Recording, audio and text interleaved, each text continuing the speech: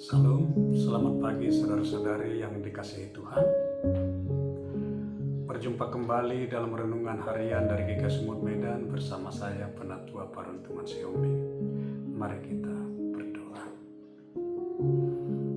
Allah Bapa yang bertata dalam kerajaan surga, terima kasih atas kasih Tuhan yang memberikan kesempatan bagi kami untuk merenungkan sebagian firman-Mu pada pagi hari ini. Tolong kami Tuhan untuk mampu memahami dan melakukannya di dalam kehidupan kami sehari-hari. Berfirman-Lah Tuhan, kami siap merenungkannya. Di dalam nama Yesus Kristus kami berdoa. Amin. Bagian firman Tuhan sesuai leksionari hari ini diambil dari Mazmur 42, Yesaya 29 ayat 17 sampai dengan 24, dan Kisah Para Rasul 5 ayat 12 sampai dengan 16.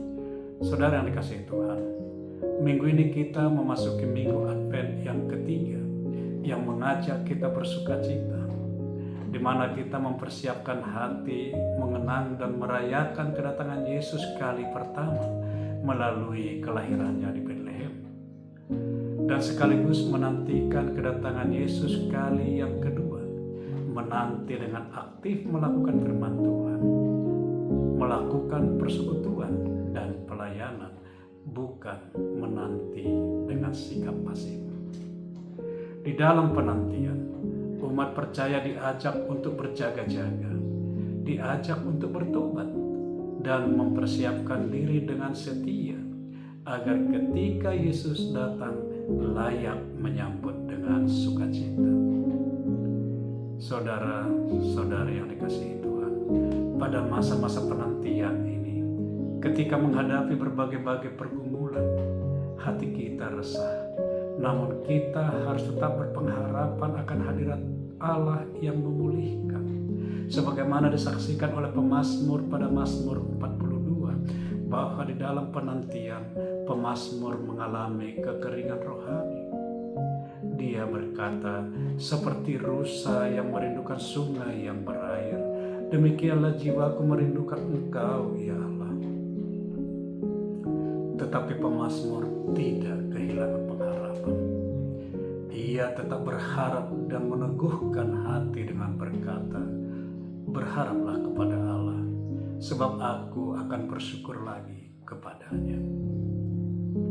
Saudara yang dikasihi Tuhan, Nabi Yesaya di dalam Yesaya 29 ayat 17 sampai 24 menubuatkan datangnya pemulihan, di mana Allah akan memulihkan umatnya, akan membalikkan keadaan. Orang tuli akan mendengar, orang buta akan melihat. Allah akan memberikan pengertian kepada orang yang sesat pikir. Orang yang banyak mengeluh akan mendapatkan pengajaran. Allah akan menegakkan keadilan dan membawa sukacita bagi mereka yang rendah hati. Nubuat Nabi Yesaya digenapi dengan kehadiran Tuhan Yesus, sebagaimana dikisahkan pada Kisah Para Rasul 5 ayat 12 sampai 16, bahwa pada jemaat mula-mula banyak mukjizat terjadi melalui para rasul sebagai tanda kehadiran Kristus yang hidup mewujudkan kasih dan pemulihan, di mana orang sakit disembuhkan, orang tuli mendengar, orang buta melihat, roh jahat diusir, dan banyak orang datang beriman kepada Tuhan Yesus. Itulah sebabnya kita bersukacita, karena Allah bekerja ketika kita masih di dalam dosa dan kegelapan. Mari kita memaknai Advent ketiga yang sesungguhnya, bahwa bersukacita bukan karena tidak ada pergumulan, tetapi karena kita tahu bahwa Allah hadir dan bekerja memulihkan hidup kita. Sukacita Advent adalah sukacita iman, lahir dari pengharapan kepada Kristus Yesus. Sukacita Advent adalah sukacita karena kita menantikan dengan setia kehadiran Yesus kali yang kedua. Amin. Kita berdoa.